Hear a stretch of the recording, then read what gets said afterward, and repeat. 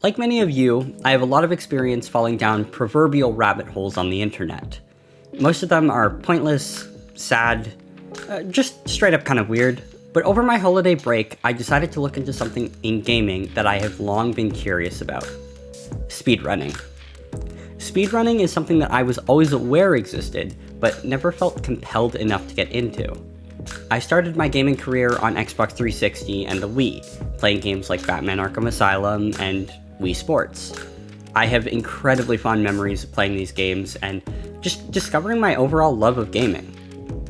Falling down this rabbit hole, I felt wave after wave of pure nostalgia, coming to realize that almost every game that I played as a kid still has a speedrunning community to this day. Mario Kart Wii, LEGO Star Wars, even Pokemon Diamond that I played on my DS have very devout and proud speedrunning communities. In this video, I want to dissect what speedrunning means to the communities that keep it popular, as well as what it means to the internet as a whole. I'm going to pull you down with me to discover the most underrated part of gaming.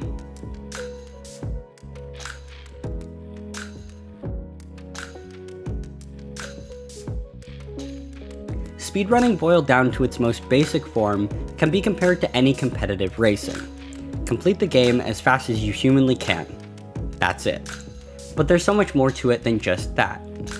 Each speedrunning community has their own agreed upon rules within their game to make runs fair and equitable.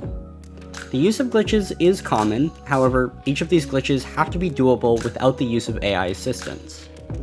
Glitches are vital to almost every speedrunning game, as they often take minutes off of each run, which, for a game already run to near perfection, is huge.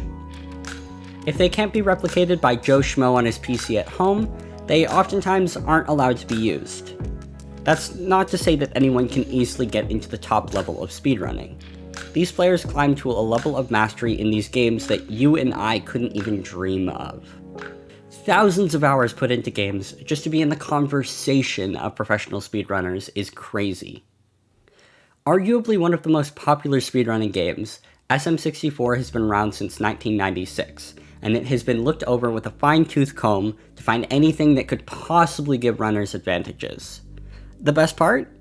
They're still finding new glitches and new ways to get stars in speedier and speedier ways. From BLJs to cannonless, the amount of techniques used in a 120-star run of SM64 is insane. Runners not only have to have the dexterity to pull off all of these tricks, but they have the memory to remember mistakes from their previous runs in an effort not to relive them. Even within a single game, there are many different ways to speedrun. Going back to Mario, there are speedrun categories for almost every amount of stars.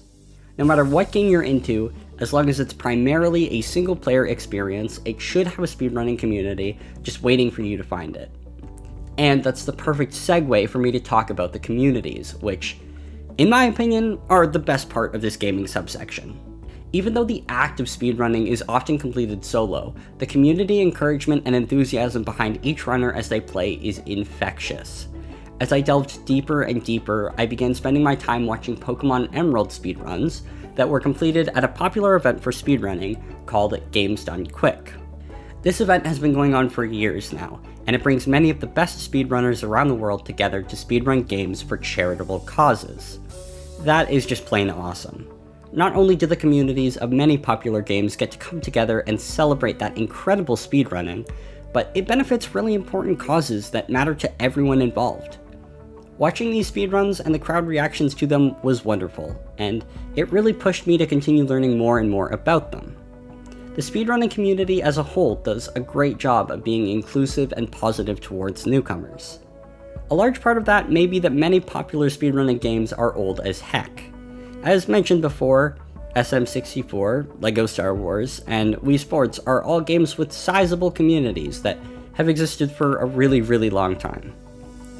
Many of these have found an incredible resurgence through speedrunning. I'm sure a lot of the players are just happy that newbies are continuing to find cool games and find new purpose in playing them. As gaming has moved towards a more competitive attitude for many of the popular titles, it makes total sense that fans of these games would find ways to bring friendly competition over. I'm happy that this portion of the gaming zeitgeist has carved out its own little slice of content. I'm sure it's very difficult to get into actually speedrunning the games yourself, but it's incredibly easy and entertaining to get into it as a fan and an overall enjoyer. I find that for myself, personally, I really enjoy watching people who are good at what they do. I'm really into esports, and I always find myself watching the players make things look incredibly easy in matches, just for me to load into game and be an intense disappointment to my team. Seeing someone who has dedicated their life to a game use all of their knowledge and all of the tricks they've picked up over the years, it never ceases to leave me in awe. If you take one thing from this video, please let it be this. We want to foster these communities within gaming.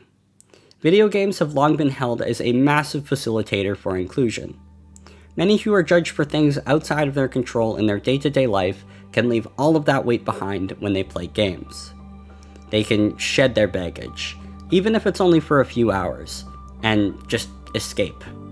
The sub-communities that have been built by gaming are almost as important as the games themselves.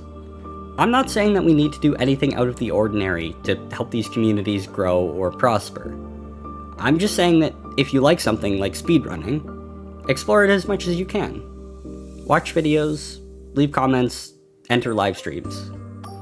If you have something on the internet that you love it unapologetically. Thank you for your time.